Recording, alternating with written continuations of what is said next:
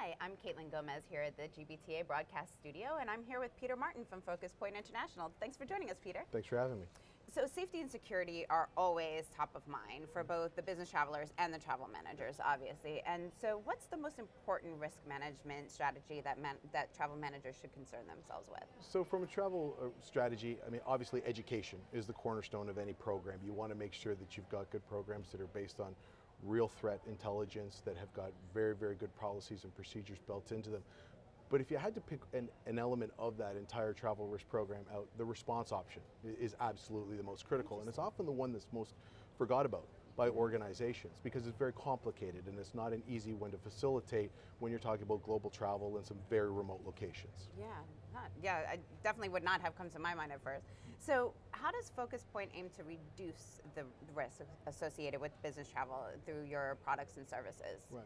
We make very selective programs for our clients. It's not a one-size-fits-all, but if I had to break it, customized. Very customized, but if I had to break it down, really we focus on a couple of areas. It's the know before you go area, so it's the training of the individual to understand really what the threats are within the environment they're going to be working within, and then providing them real-time intelligence, not just before they travel, but up and all the way through their travel, because these situations are very fluid, they change all the time.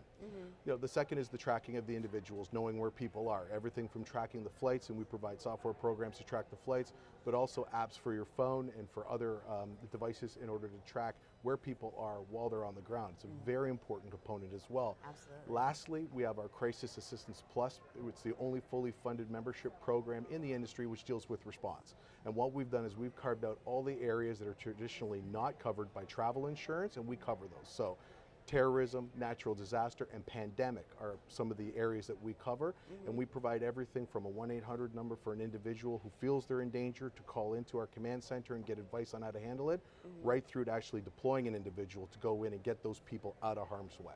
The extraction part of it as well. The extraction part of it and everything in between. Oh, awesome. And so business travel, it's obviously vital to the economy, and we want to make people comfortable as they do this. And it supported 7.4 million jobs this year, Right. which was shocking to me. It's huge. And generated 424 billion in spending. So how do we ensure continued business travel given this volatile, ever-changing environment that we're living in today? Right. I mean, the key tenet of that is really an innovation.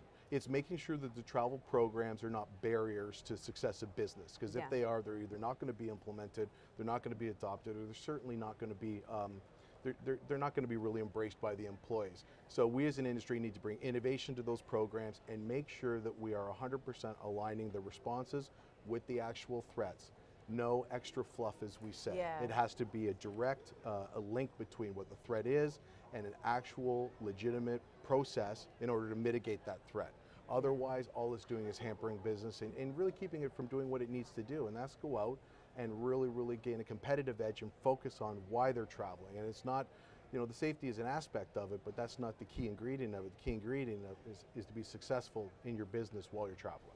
Because do you feel like if there's too much noise and you're, broadcasting too much, it's like sometimes you can hear everything instantaneously about everything that's going on, and you kind of get immune to it. Absolutely.